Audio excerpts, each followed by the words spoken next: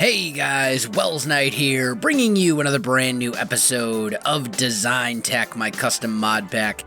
And in today's episode, well, I've got good news and I've got bad news. The good news is I've been struck by inspiration and I know what I want to do for kind of my main base, at least for the time being.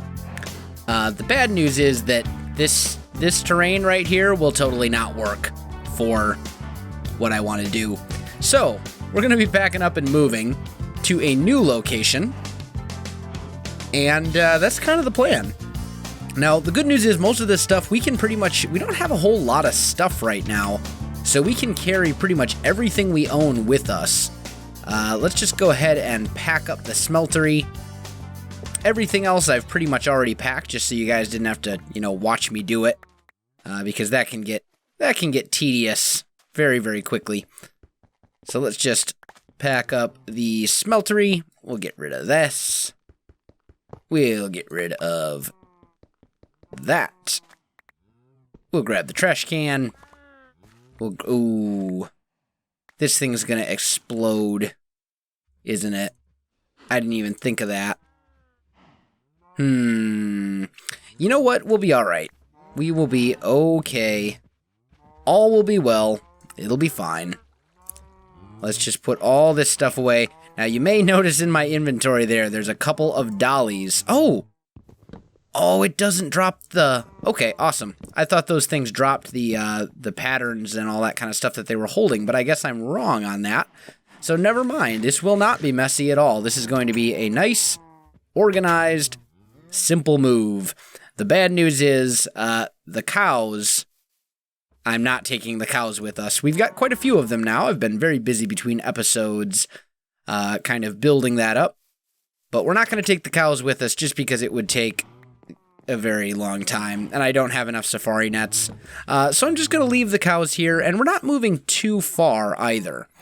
So let's go ahead and pack this stuff in there.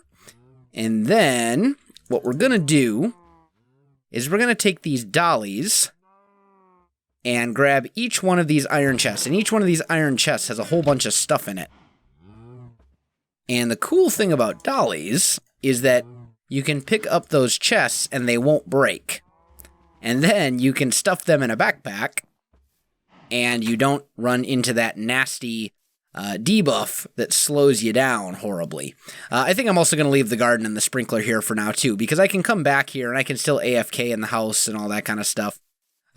To let the crops grow and breed the cows and all that kind of stuff. So, and our mines are still over here. We've got some mines that are kind of going.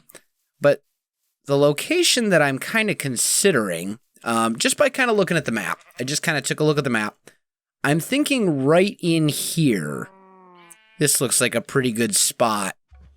So we're up here right now. We're going to go way south and see if we can find ourselves the perfect location for this base. So while we're traveling, let me give you kind of the background and the idea of what's going on with this base. In the United States, there's a United States Army base called Fort Campbell, Kentucky, which I recently had the opportunity to visit and take a historical tour of. And long ago, kind of at the start of the Cold War, in the late 50s, I think it was starting in 1951 and ending in 1965, there was a section of Fort Campbell, Kentucky that wasn't actually Fort Campbell. It was called the Clarksville Base. And it was nicknamed the Bird Cage because it was surrounded by fences and things like that. And it was basically a super top secret facility. Nobody was allowed inside. The guards didn't know what they were guarding. Everyone who worked there had to take a 50-year, they had to swear to 50 years of secrecy to not say anything about it. And we're only now starting to find the details of it because a lot of the documents and the stuff has been unclassified. Now there's actually stuff in museums and articles and historical markers at Fort Campbell and stuff like that. But basically what the birdcage was, there was a whole bunch when I was down there, there was a whole bunch of giant iron doors that were kind of built into the side of a cave, or the side of like the hill. Almost like you'd see in like maybe, I don't know, Fallout or something. It was pretty cool. I'm just going to leave that one. And you'd see these giant iron doors, and they had, you know, kind of the very retro 50s hanging lights above them, and they were really worn out and rusted and old, and basically, from what I understand, those iron doors all led into this giant tunnel system, and these basically storage areas, and this tunnel system kind of linked them all up. It was really, really cool. And what was so significant about the birdcage was that at one point, it was where the United States stored over a third of its nuclear weapons. That's a lot of nukes. I mean, it was like super top secret, but now it's all declassified and you can actually go visit it if you want. Anyway, this is the area I was kind of looking at, and it might be big enough. I was thinking what we could kind of do is replicate kind of that feeling of the birdcage with our base. So we might have like this tunnel right here that kind of leads into the hill. You know, and these hills are all pretty good sized. Let's just take a look at the map one more time. We're right here. We've got kind of this whole area to work with. I think this will work. I think this will be fine. We can make this happen. Oh, that was a mistake. That was a mistake.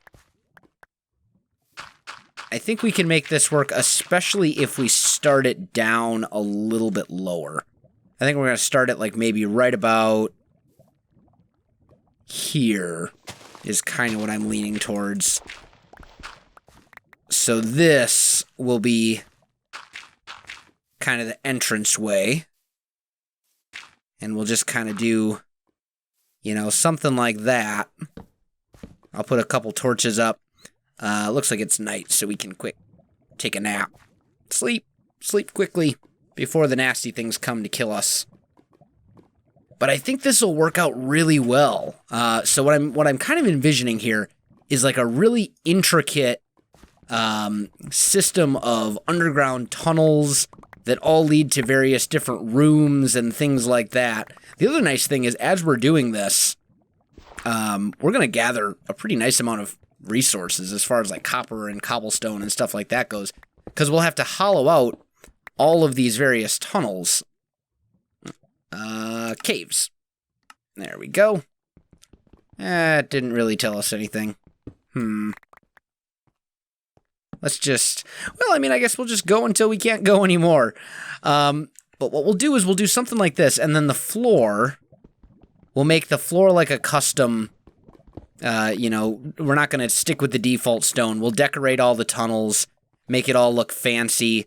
Do I have... I don't have a chisel on me at the moment. But we'll use probably some sort of cobblestone to start with. Maybe as we get a little farther in, we'll get to like laboratory blocks and some of that kind of stuff too. But let me get some tunneling done, guys, and I will be back in just a moment. All right, guys, I am back. So, got the tunnel. Not much done on the tunnel front of it, but I think I'm going to put a little storage room right here. And what that's going to allow us to do just for the moment is kind of unpack our stuff. So let's just start putting these chests and stuff like that down. And that way we can actually maybe, you know, get to like our chisel and all that good stuff. So let's see. JABBA barrels, I'll just put those right there for the moment.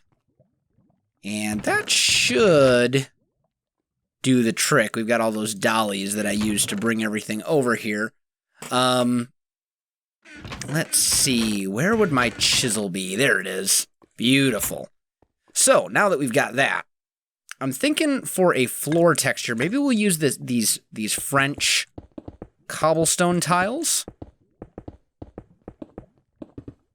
Something along these lines.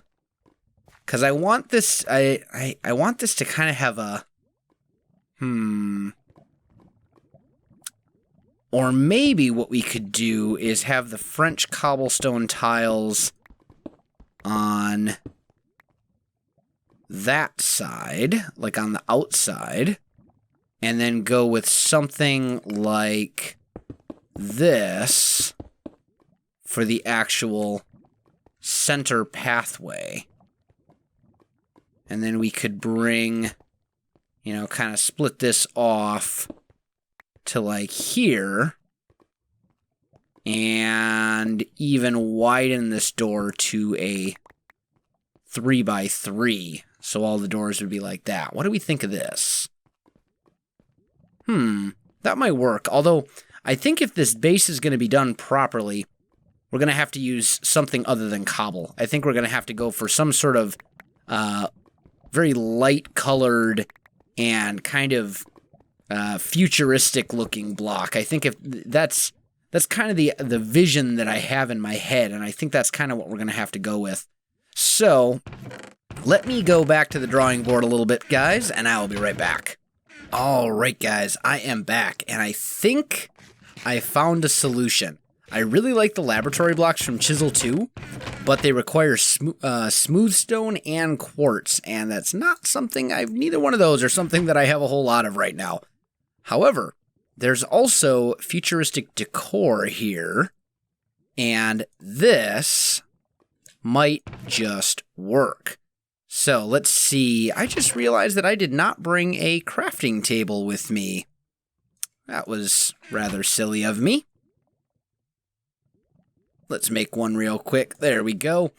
And we'll just put that right there. Okay.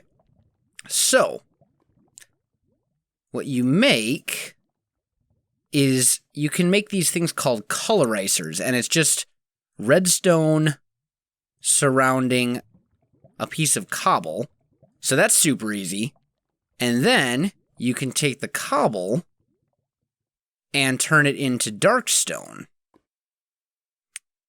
And from there,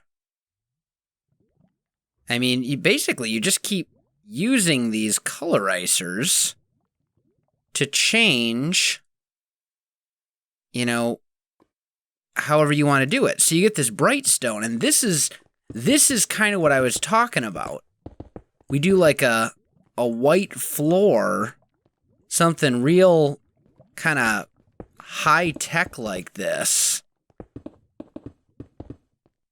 Something along these lines, and that should do the trick for the floor, at least. And I mean, it's just cobble, and it's basically just cobble and redstone, so it's not hard to make. You know, now it'll look better with a different wall. So let me kind of show you what I'm thinking on that end. I'm thinking I do want to use the laboratory blocks from Chisel. I do want to use them. I just can't use them in huge quantities right this moment. Because nope, it's night outside. Let's sleep real quick. Because I just don't have that much of them. I don't have very much smooth stone. I think I might have everything I need to get smooth stone, though, in huge quantity. I think I might have everything I need to make a silky jewel, except for an emerald, and I could put that on my hammer and then basically silk touch everything. But I do have a little bit of smooth stone, and I do have a tiny bit of nether. I have one piece of nether quartz. So, we have enough to make 8 laboratory blocks, which means I can show you a very small section of the wall. So we could do something like that.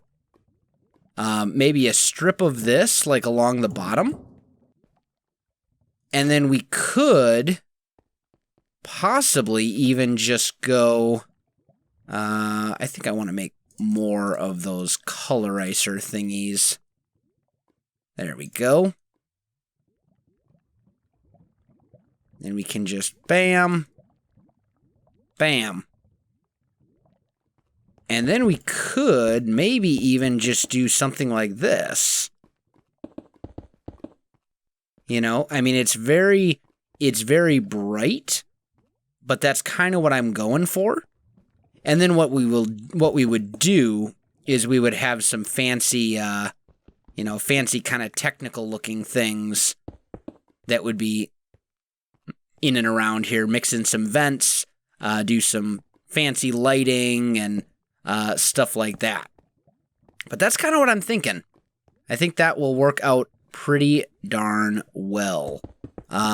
Subject to change, of course. I might play around with a few more textures and look at some other ideas and things like that. But for now, at least it's kind of a plan, and I can go with it and, do my best to make it work. Because what I've found when it comes to doing things in Minecraft that involve lots of building, what I've found the best thing to do is you just do it. You can always change it later, but if you come up with an idea that you like, just go for it, and maybe we'll change it later. Like right now, I'm kind of looking at this, and I'm starting to think that the floor being this color is a little bit too much, and we might have to change that up for something else. The wall, on the other hand, I do really like this for a wall texture, especially when combined with this kind of laboratory block strip right here. That I like. I'm thinking the floor might need to be something different, though. But we can kind of, as I said, we can kind of work this as we go along, tweak it, modify it, all that kind of good stuff. So, let me get some work done here. Actually, you know what? I think we are pretty much out of time for this episode. It might be a little bit shorter than normal, but I've really got a lot of resource gathering and stuff like that to do before I can really progress a whole lot farther. I suppose we should probably put some doors on. That might just be a good idea. Let's see. Let's grab... I don't want to use dark oak. Oh, here's my sacred oak. I knew it was around somewhere. And let's just grab some sticks, and what I will do is I'll make a few carpenter's blocks. Because I've got stockpiles of sticks, just tons of them, and I don't need that many. And then we can make 2 carpenter's doors, and we can put 1 there and 1 there. And then I can apply whatever texture I want to them. I do also want to make a carpenter's hammer. I've been neglecting that for far too long. Let's see, where's my wood stuff? Right in there. These are my building blocks. We'll just put all that random junk in there for the moment. Whatever. And you would go in there. Okay. And then I need those. So let's make a carpenter's hammer real quick. And as for a texture for those doors... what would be a good... Ooh, maybe aluminum brass. That would be really kind of interesting. And I don't really need aluminum brass for anything else, because it's great for kind of starting out. Oh, yeah, that's very metallic. I mean, it's a little gaudy. I think that's a little better. It's a little gaudy, but as far as the actual texture goes, it's very good. Don't know if I'm sold on the color. Let